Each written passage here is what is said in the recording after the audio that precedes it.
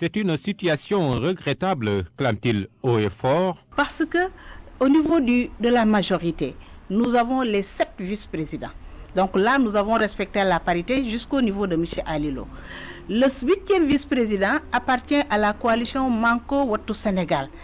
C'est donc la coalition Manko Wattu Sénégal qui devait envoyer une femme pour que la parité soit respectée et qui, malheureusement, a envoyé un homme. Nous en sommes vigoureusement d'ailleurs et nous pensons que si la loi était appliquée dans toute sa rigueur, dans les prochains jours, on devrait assister à l'invalidation de ce bureau qui a été monté le jeudi dernier. Pourquoi alors le président de l'Assemblée nationale n'est-il pas intervenu pour ne pas laisser passer cela? Le règlement intérieur de l'Assemblée ne permet pas au président de demander à ce qu'on change telle ou telle personne. Ce que le président peut faire, c'est attirer l'attention de la coalition.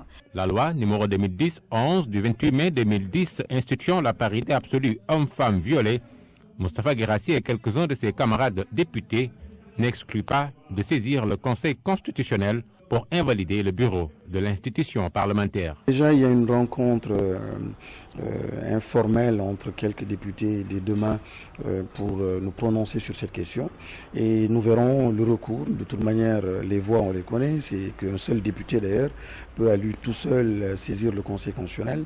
Mais on verra si on doit y aller en groupe. Je pense qu'il est plus raisonnable, qu'il est plus acceptable de passer par la concertation, par la discussion, par l'échange avec tous les responsables pour corriger cette imperfection. De l'Assemblée nationale, je sais que c'est quelqu'un qui est prêt, qui se bat toujours pour le combat du genre. Le président de la République, pareil.